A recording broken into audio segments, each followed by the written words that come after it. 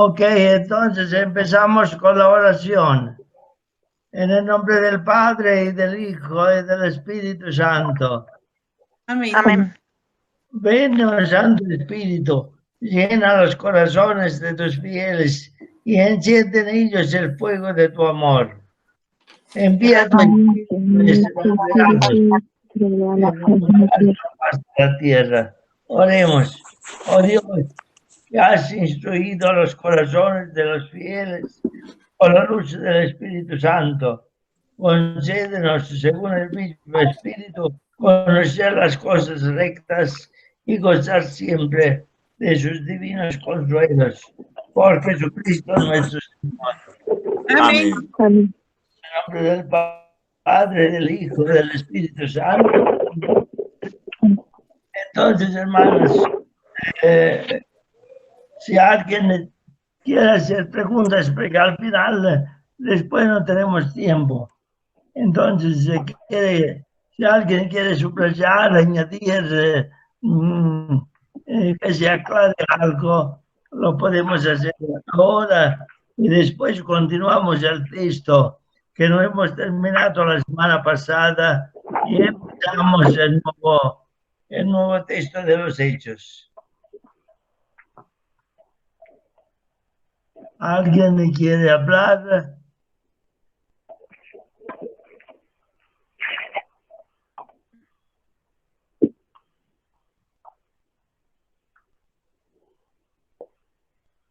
¿Nadie? Sí, padre, la semana pasada, bueno, seguíamos retomando cómo en Hechos de los Apóstoles el Señor se va revelando a diferentes personajes. Hablamos del etíope, de Saulo y de Cornelio. Pero eso todo lo llevábamos a nuestra actualidad. Hablábamos de que ahorita la situación de la pandemia nos lleva a recapacitar en muchas cosas, nos hace pensar que hasta de esta manera que estamos en una prueba que nos tendrá que hacer mejores personas para cuando acabe todo esto podamos llevar más ganas, llevar más compromiso. Y decíamos que esta situación también nos ayuda para que respetemos más nuestro medio ambiente, respetemos más a nuestros hermanos y podamos vivir mejor.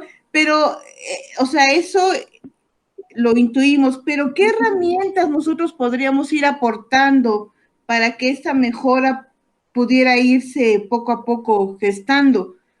Esa mejora refiriéndose a que podamos nosotros interactuar de mejor manera, con un compromiso. Entiendo que dando el servicio que tenemos nosotros en nuestras casas y en nuestro trabajo, con más interés. O sea, como que a veces tengo duda, ¿qué es lo mejor que podríamos hacer para regresar de esta pandemia?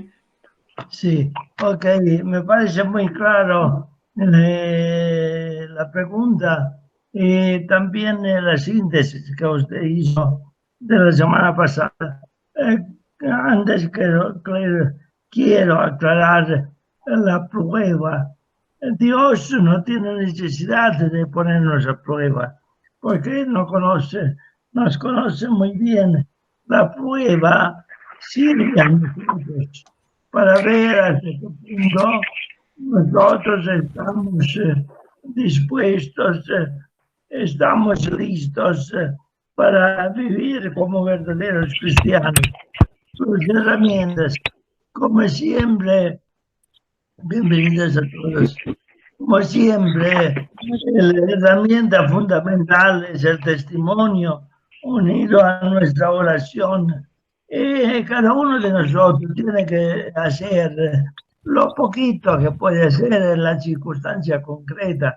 Esta es la pregunta que tenemos que hacer a nosotros mismos. Yo, en la situación concreta en que estamos, en qué estoy, qué puedo hacer. Hacemos el ejemplo de mi persona. yo no me puedo mover por problema de obediencia, pero el problema que me he puesto yo en esta situación concreta, que no puedo salir, ¿qué puedo hacer? Entonces, el uso de estos instrumentos, el poder estar cerca siempre con estos instrumentos, cuando hay una necesidad, cuando alguien quiere contactarme, no puede hacer más. Yo querría hacer más, pero no puedo, porque la obediencia es una virtud fundamental para nosotros. Y después yo comprendo que los superiores lo hacen teniendo en cuenta mi edad, mi salud, y entonces ciertamente lo hacen por, por mi bien. Entonces, esto tiene que ser lo que nosotros podemos hacer.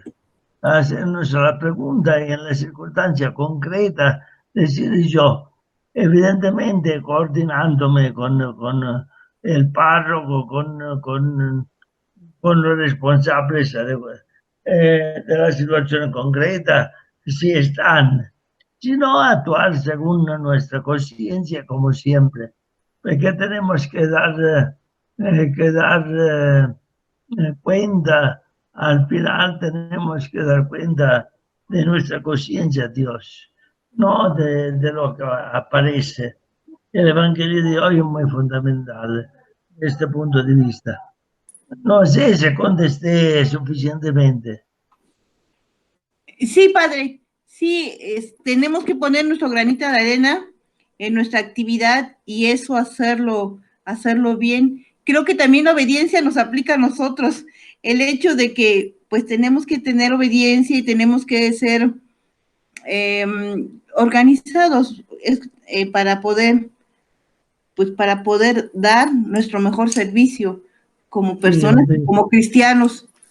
obediencia a los superiores, al interno de la Iglesia y obediencia también a las normas del Estado, a a la sana distancia en este caso particular, ¿no? Así es. Eh, Sabiendo que nosotros podemos hacer eh, eh, resistencia a la ley del Estado cuando es en maniera evidente y grave contra la moral de la Iglesia, sino como somos contemporáneamente ciudadanos y miembros de la Iglesia, tenemos que tomar en consideración la una y la otra cosa.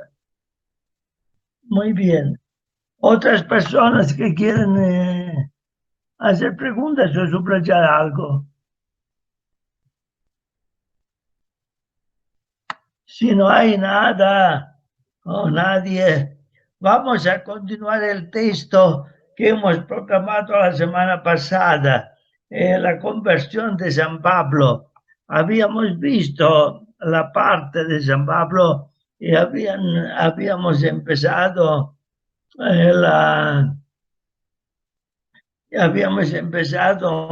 la parte de Ananía. Habíamos dicho a propósito de Ananía que representa la mediación eclesial, hace de trámite, representa a la iglesia que se presenta a Pablo después que Pablo ha encontrado al Señor. Y Ananía también, con su resistencia, eh, es muy similar a nosotros. Entonces, representa a nosotros, discípulos, como a los discípulos de todos los tiempos. Es un hombre bueno, pero hemos dicho, es un poquito miope. Miope porque usa la situación eh, enfrenta la situación con ojos simplemente humanos, no con los ojos de Dios. Por eso Dios le dice, Pablo es el instrumento que he elegido para mí.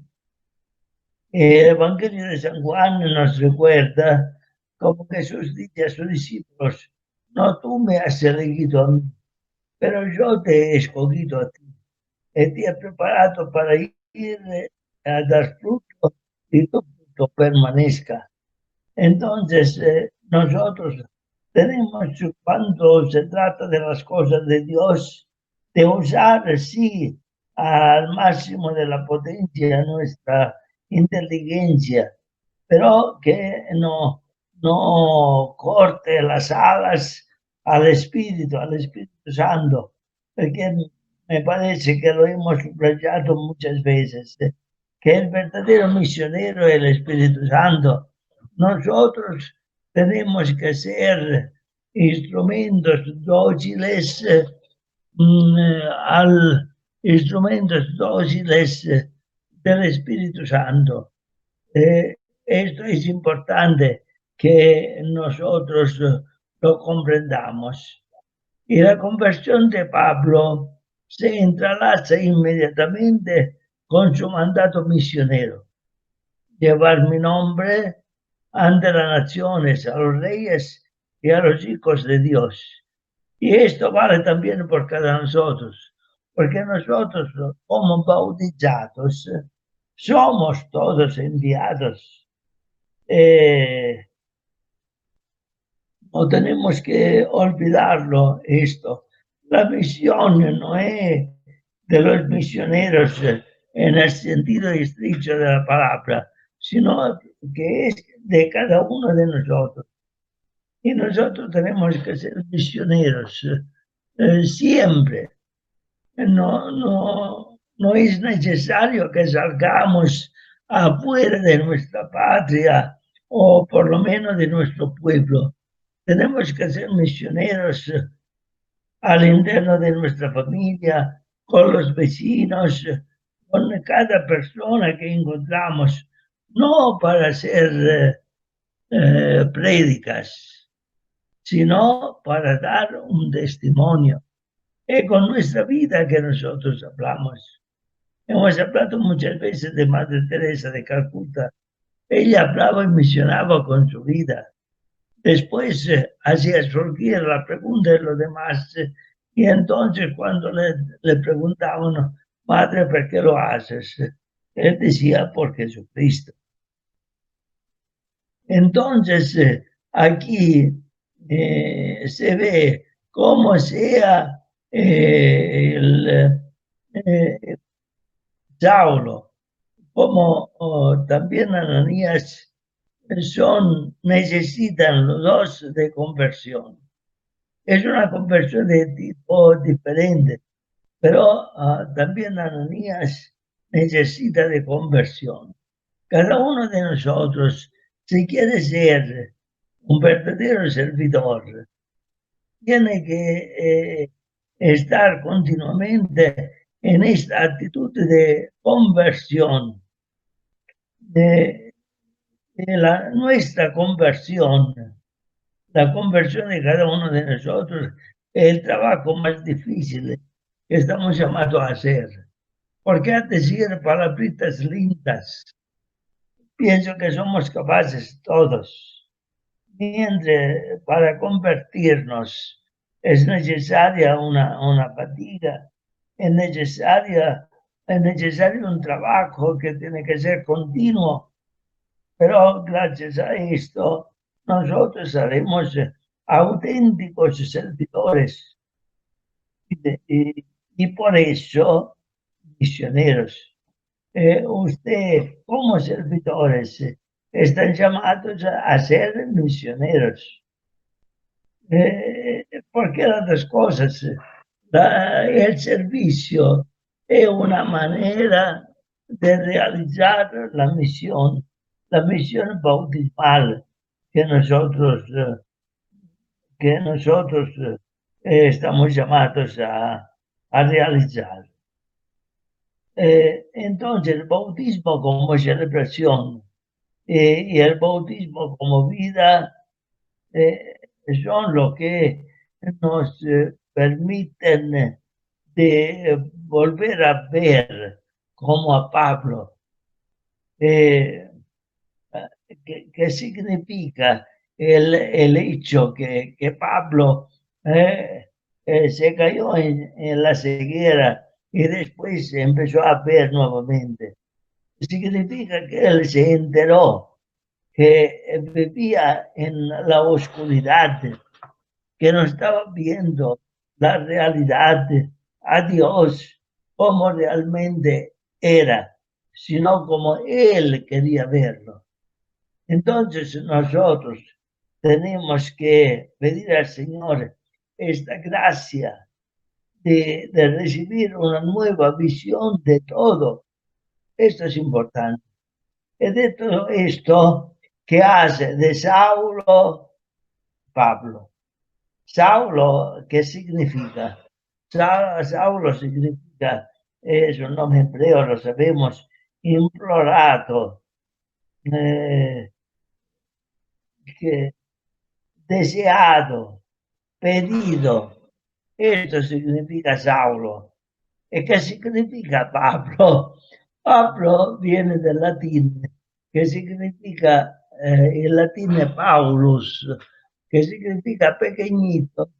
Es importante que nosotros vamos a comprender esto. Pablo toma conciencia después de haber encontrado a Cristo, haber convertido su corazón y serse donado a la misión, que él es solo un pequeño, un instrumento pequeño en la mano de Dios. Dios, por medio de este instrumento pequeñito, hace cosas grandes. Esta tiene que ser la actitud de cada uno de nosotros. La conversión de San Pablo es el camino que tenemos que hacer todos nosotros. Él ya era un creyente, pero en el mismo tiempo estaba ciego. También nosotros podemos ser creyentes.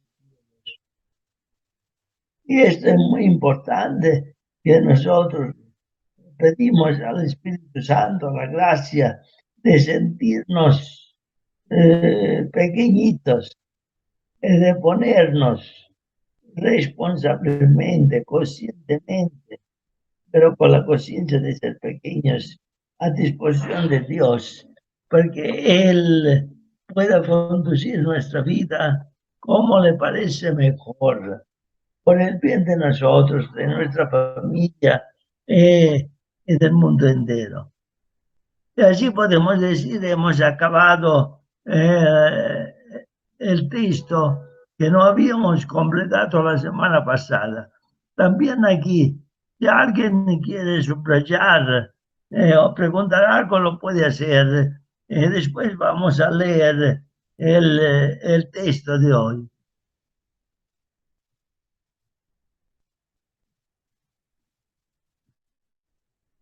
Nadie.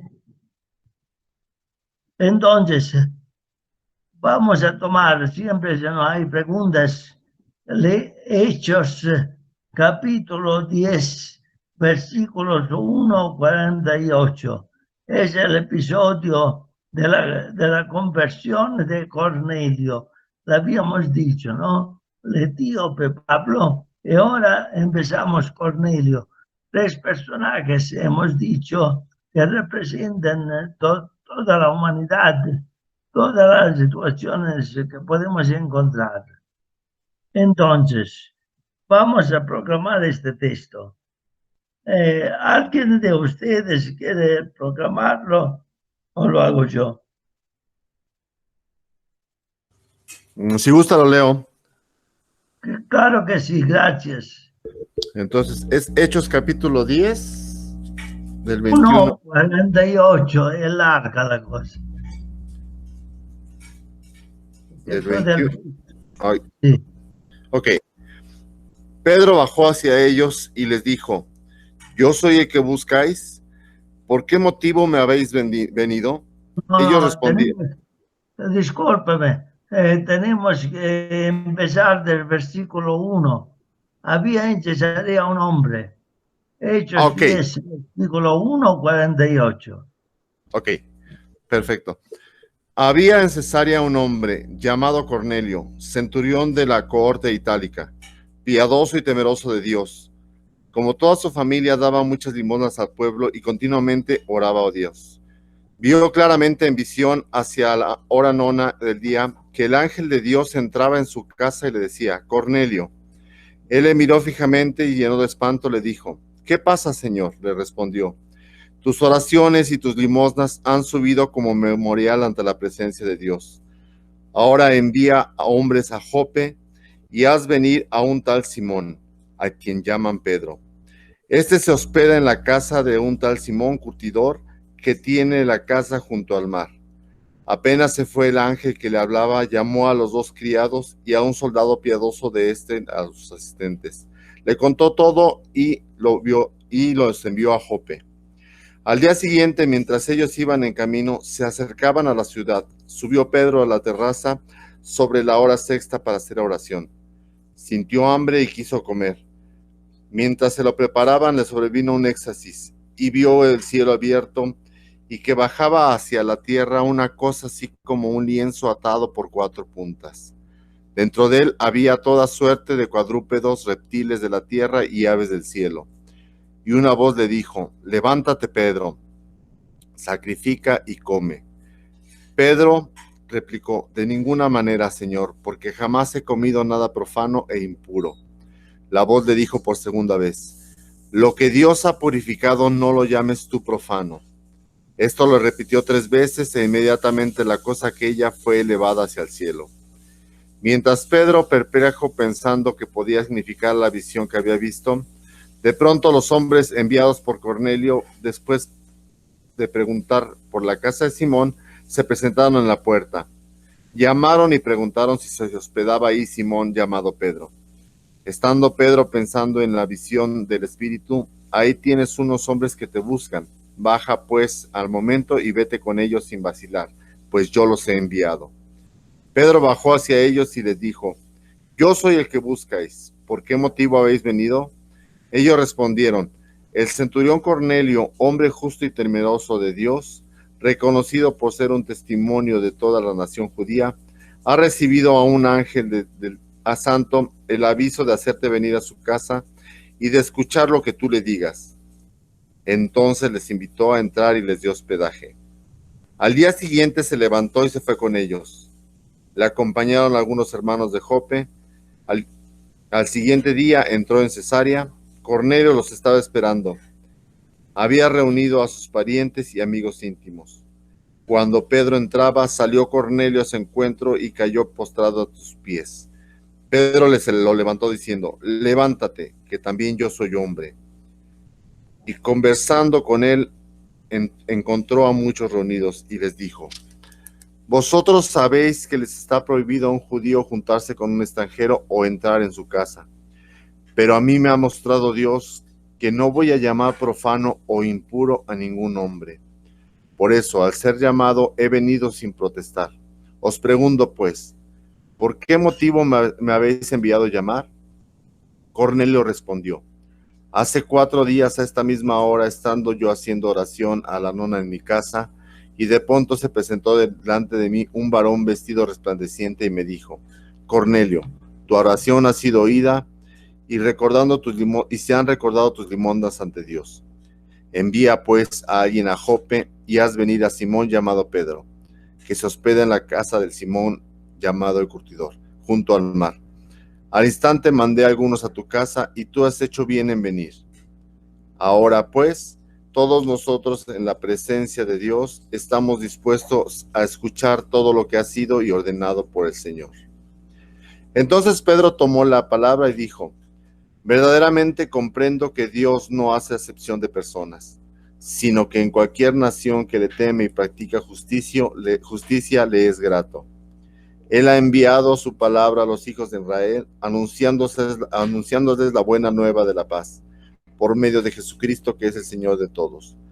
Vosotros sabéis lo que ha sucedido en toda Judea, comenzando por la Galilea. Después Juan predicó el bautismo, como Dios a Jesús de Nazaret le ungió con el Espíritu Santo y con su poder, y cómo él pasó haciendo bien, curando a los oprimidos por el diablo, porque Dios estaba con él. Y nosotros somos testigos de todo lo que hizo en la región de los judíos y en Jerusalén, a quien llegaron a matar colgándolo de un madero. A este Dios le resucitó el tercer día y le concedió la gracia de manifestarse. No todo el pueblo, sino a los testigos que Dios había escogido de antemano. Y nosotros comimos y bebimos después que resucitó de entre los muertos. Palabra de Dios. No, continuamos hasta el 49. Ay, perdón, se me cambió. Y nos Hasta mandó, puedo continuar yo. Y Ajá. nos mandó que predicásemos al pueblo, que diésemos testimonio de que Él está constituido por Dios, juez de vivos y muertos. De todos los profetas dan testimonio de que todo el que cree en Él alcanza por su nombre el perdón de los pecados.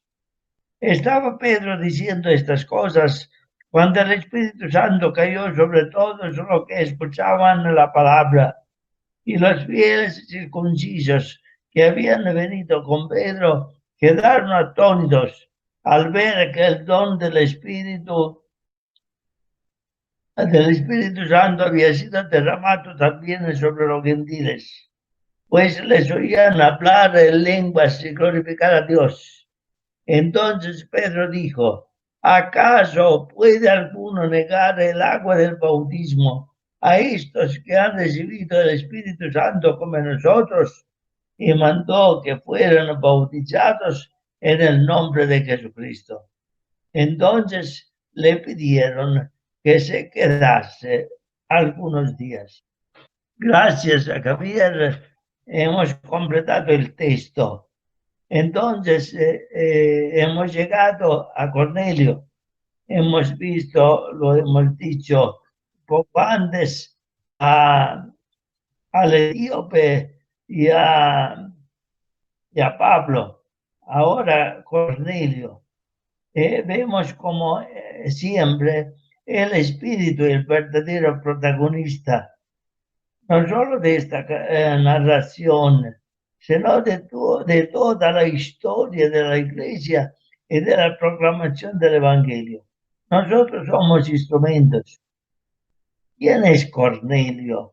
Cornelio es un soldado del ejército romano, un centurión.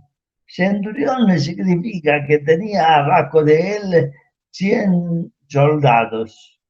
Entonces, era un personaje de una cierta importancia.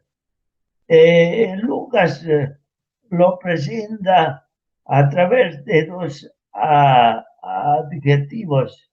Estaba religioso y temoroso de Dios.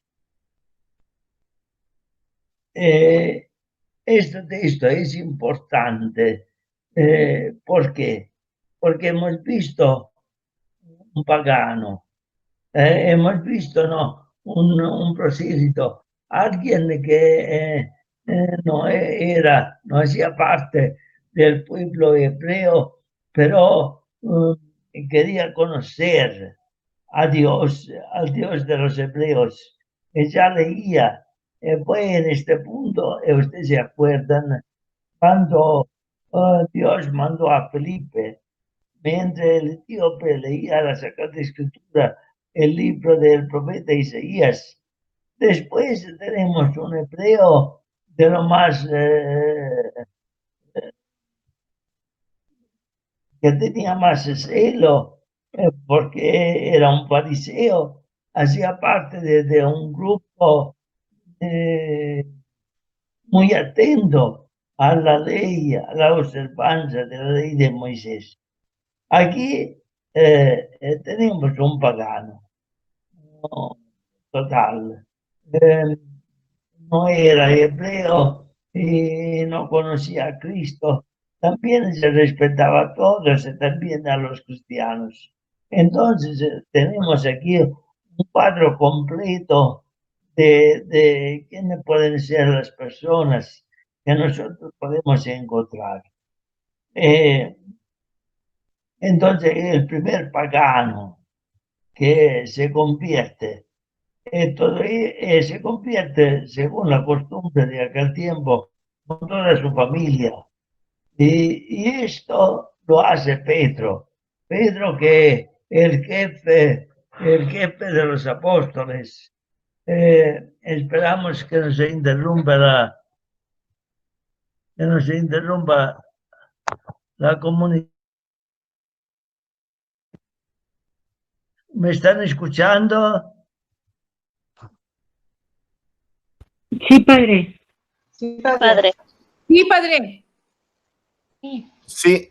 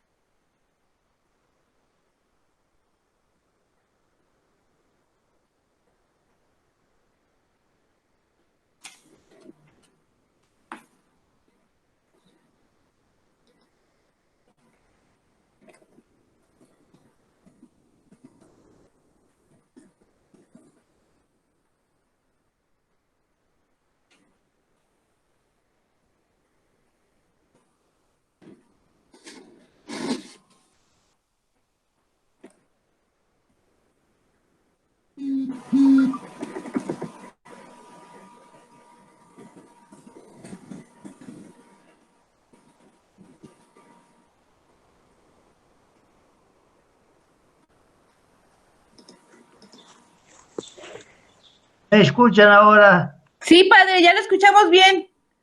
Disculpe, ya lo escuchamos. sí, la telefonata me perdí. Ok, tiene regresados. ¿Estamos todos conectados otra vez? Sí, Ok, entonces estamos hablando como Cornelio era el primer pagano que junto con su familia se convirtió. Todo esto tuvo como instrumento a Pedro. Pedro, el jefe de los apóstoles. Aquí evidentemente el autor sagrado quiere indicarnos de manera muy clara como lo que maneja la Iglesia desde el punto de vista humano es Pedro con la autoridad que le había concedido el Señor como jefe de los apóstoles. Vemos que caracteriza este texto. Exactamente lo mismo que caracteriza el texto del etíope y de Pablo. La escena de apertura tiene los detalles de las cuentas anteriores. La presencia de un ángel, el personaje que está llamado por su nombre, el hecho que el personaje llamado recibe indicaciones muy precisas. La segunda escena tiene como centro el apóstol Pedro. Son particulares que se repiten en todas tres en todos tres los personajes. Esto es importante porque aquí se hace ver como el verdadero protagonista no es en el primer caso Felipe, en el segundo Ananías y aquí Pedro, sino que el personaje que maneja todo es siempre solo el Espíritu Santo. Y el Espíritu Santo, que en la visión dice a Pedro, vamos Pedro, mata y come. Por un hebreo es una verdadera provocación, porque ellos no comían la carne de todos los animales. Y lo que Pedro había visto en esta toalla que bajaba, en este mantel que bajaba del cielo, había visto animales que no se podían comer. Y Pedro entonces se pregunta perplejo, ¿qué significa todo esto? ¿Qué significa esta visión, esta éxtasis? ¿Qué quiere decirme? Es el Espíritu Santo que empuja a Pedro a aceptar la invitación que recibirá. Le dijo el Espíritu, abajo están unos hombres que te están buscando. Levántate, baja y vete con ellos sin dudar, porque yo los envié. Entonces se dice muy claramente quién es el protagonista. Nosotros somos instrumentos del Espíritu Santo. Esto tenemos que tomar conciencia. Nosotros somos instrumentos, pero instrumentos conscientes, instrumentos voluntarios, instrumentos que quieren dejarse manejar por el Espíritu Santo. ¿Cuál es el error que nosotros podemos cometer? Poner a un ladito el Espíritu Santo y actuar a nuestra manera. No, no es posible, porque si no, no es una misión la nuestra, ma es un pretender de actuar en nombre de nosotros, a nuestra manera. Entonces el centro no es más Dios, sino nuestro yo. Importante. Nosotros actuamos, si a alguien nos gusta decir que somos instrumentos, podemos decir nosotros estamos llamados a actuar en nombre y por cuenta de Dios. Entonces nosotros actuamos sin poder salir de lo que el Espíritu Santo nos pide y quiere de nosotros, porque si no estamos actuando en nuestro nombre y no en nombre de Dios. Entonces tenemos que preguntarnos, ¿cuáles son los pasos, las elecciones que hoy en nuestro tiempo tenemos que hacer para poder proclamar el Evangelio? Sustancialmente era la pregunta que me hizo una de ustedes al inicio de este encuentro. Aquí ahora en la pandemia, ¿qué podemos hacer?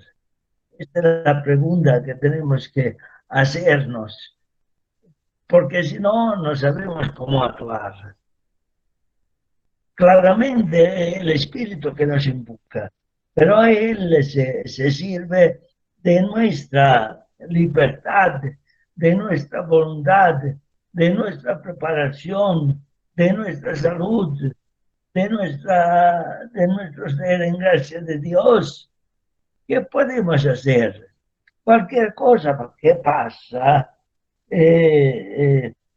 nos tiene que ayudar a ponernos esta pregunta. ¿Qué me está pidiendo Dios en esta circunstancia particular? Poniéndome delante esta persona, esta situación, este problema, esta alegría, siempre tenemos que preguntar. No pensarnos víctimas. Ahora somos víctimas de la pandemia. Ahora somos víctimas de un Dios que nos está castigando. ahora somos víctimas de un destino cruel. No, no, no. Tenemos que ponernos siempre, siempre, sin excepciones, en esta situación activa. ¿Qué significa que me está pidiendo Dios que haga yo en este momento? Por eso se puede hablar de prueba, hermano. Como decíamos, el Señor nos conoce más de cómo nosotros podemos conocer a nosotros mismos. Y entonces, la prueba, si queremos usar este término, no es algo que sirva al Señor para conocernos. Al contrario, sirve a nosotros para que nosotros podamos tomar acto de quiénes verdaderamente somos, a qué punto estamos con nuestra fe.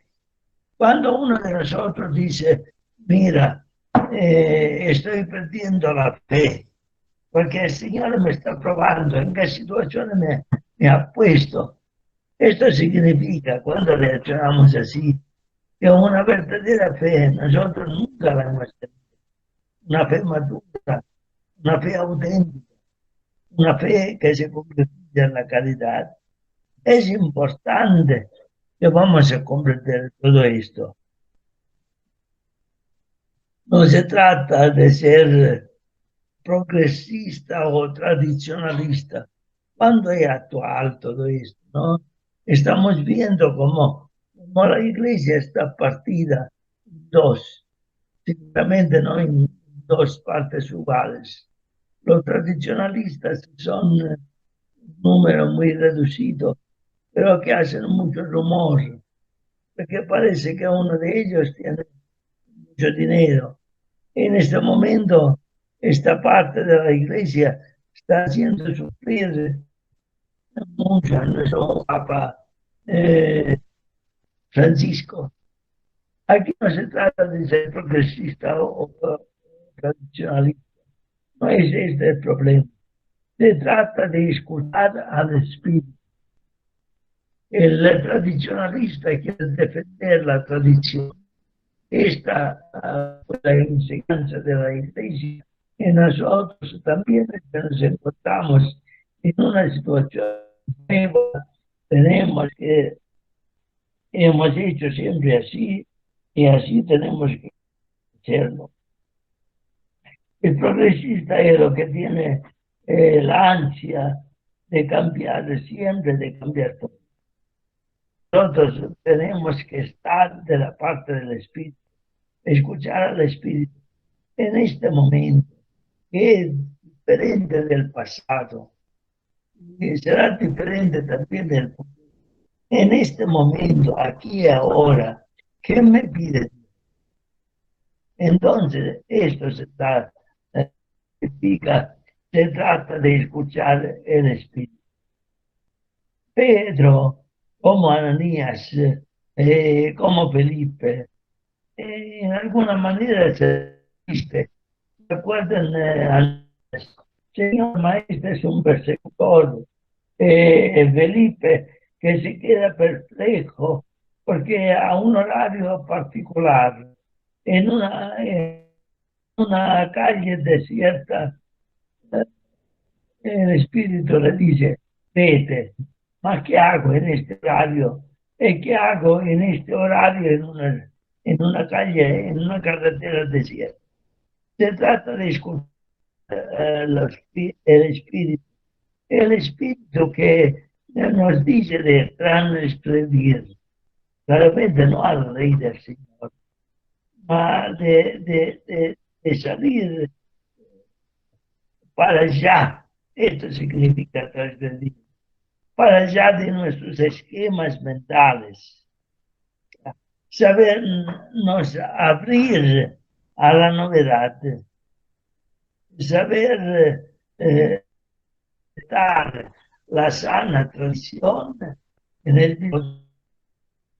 encontrar, vivir con un espíritu nuevo entusiasmo, el presente, para responder, no como hombres del pasado, sino como hombres de ahora que viven una situación concreta aquí y ahora.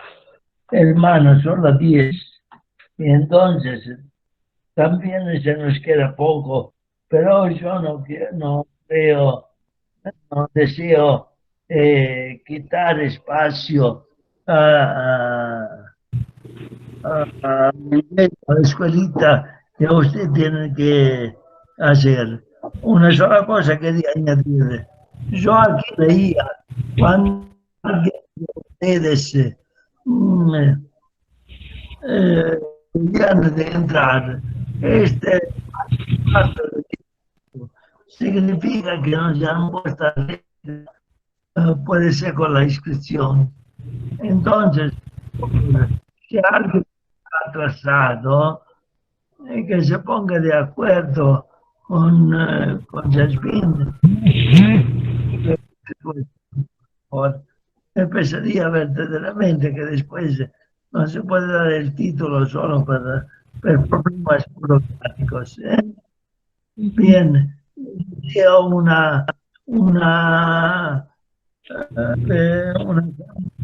santo domingo, una buena semana. Nos vemos nosotros la próxima semana. Si alguien quiere hablar conmigo de manera personal, porque tiene dificultades, por ejemplo, por el trabajo, puede ser llamándome personalmente. Así también, no tiene escrito mi número, pero lo pueden encontrar aquí en el... saben mejor que yo soy más atrasado de ustedes desde el punto de vista tecnológico. Bien, un saludo, un abrazo y nos vemos la próxima semana. Gracias, Padre Deo. Gracias, Tenga un buen día. Ok, gracias a usted.